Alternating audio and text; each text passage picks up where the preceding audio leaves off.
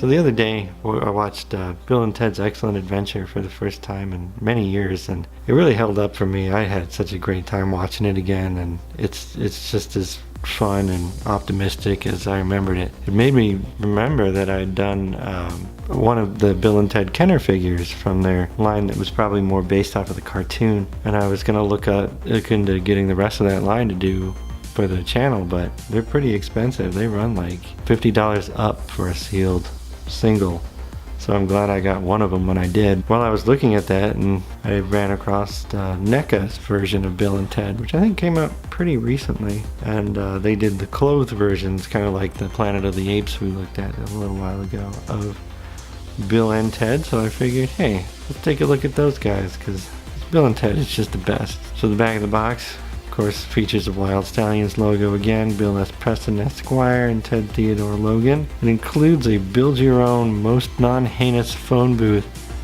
which is pictured here, which I'm assuming is just cardboard that's printed. It made a Rufus as well in the clothes style, and I have him on order. He's actually almost as expensive as Bill and Ted. I think he must have been a smaller run. I don't have him yet, but I will make a video of him when I get him. So let's get these guys out of their package.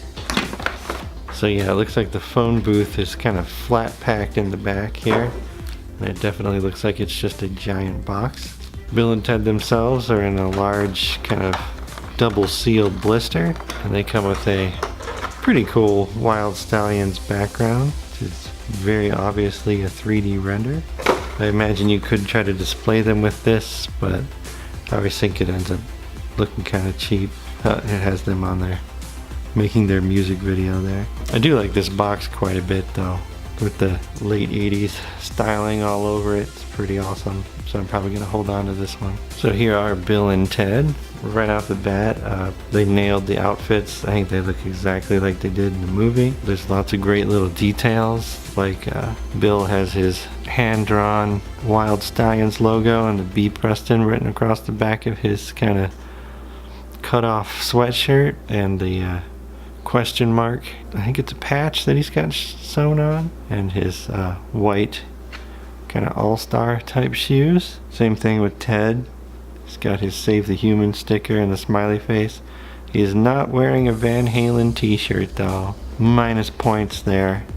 I thought that would have been really impressive if they had gotten that right. But each layer of clothing is real.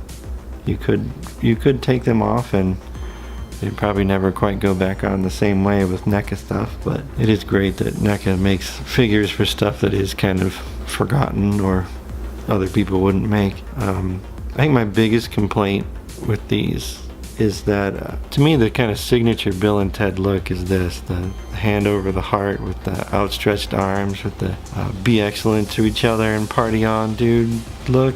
These guys' hands are permanently molded to hold the guitars they come with, and there's no extra hands, which is not an uncommon thing with NECA to have alternate parts. You can't do that with these guys. I think they only hold guitars in the beginning and end of the movie. They do their kind of air guitar, which you could simulate easily enough. I think that's a kind of a miss for Bill and Ted. The faces, it kind of depends on what angle you look at them. It is kind of funny that the skin tone of the face and the neck don't match, because their bodies are made out of kind of like unpainted vinyl, while the hands are quite heavily painted rubbery plastic, so there's a lot of kind of color drift there. And they do have the kind of NECA ankle problems where these guys will kind of want to pitch over on their own because the ankles just aren't strong enough. So the guitars that come with are very finely detailed, really great paint.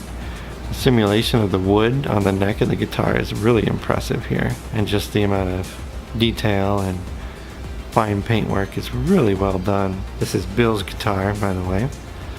And there are 2 studs for the guitar straps, which are not the easiest things to get on, but it looks like they're on there pretty solid. More great attention to detail on the strap itself. You can see it gives a nice kind of pop of color to him. The tabs do want to pop out quite easily, and that is the only thing that really holds that onto the characters and You can see since they're kind of a stiffer rubber, it'll probably take some time for that to settle in. And here's Ted's Telecaster, again with the great wood grain detailing. That's really just excellently done. Even the neck joint has been painted silver too, which is pretty nice. Ted's guitar strap is much less flashy. And here they both are, all with their guitars.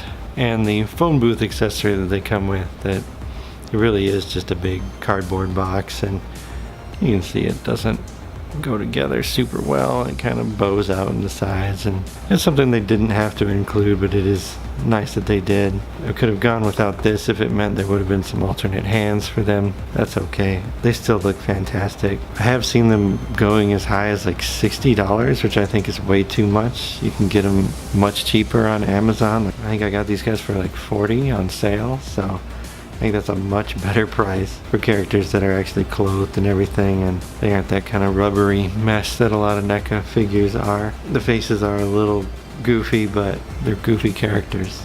I'm just gonna go with it. I think they're great. I'm gonna love having them on display. It'd be nice to have Rufus with them. He comes with the Circuits of Time, I think, so that's pretty cool. Thanks very much for watching, as always, and be excellent to each other.